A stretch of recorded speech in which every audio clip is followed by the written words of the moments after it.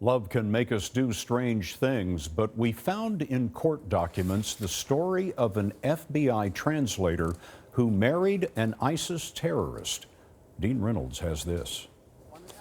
He is known in Syria by the name Abu Talha al-Amani, in his native Germany as Dennis Cuthbert, or the rapper Deso Dog. But in this country, he's Individual A recruiter for ISIS.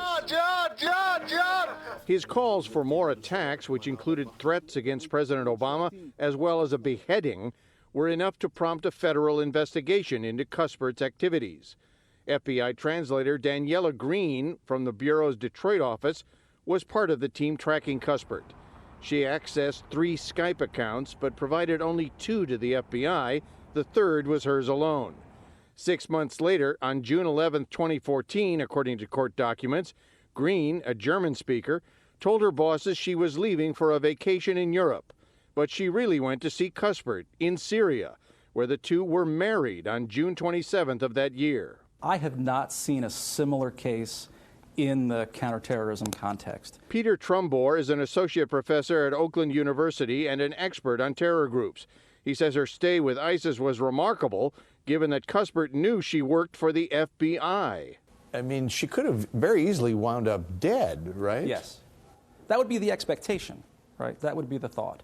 Especially because 11 days after her wedding, the bride was expressing serious doubts. I was weak, she said in an email to an unidentified person in the U.S., and I didn't know how to handle anything anymore. I really made a mess of things this time. Somehow she escaped from ISIS in Syria, knowing she'd be arrested upon her return to the States on August 6th.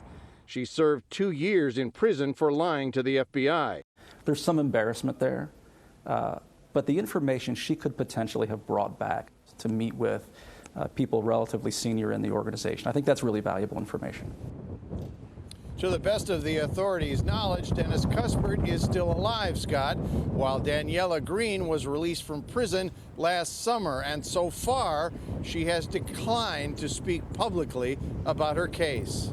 Dean Reynolds, thanks.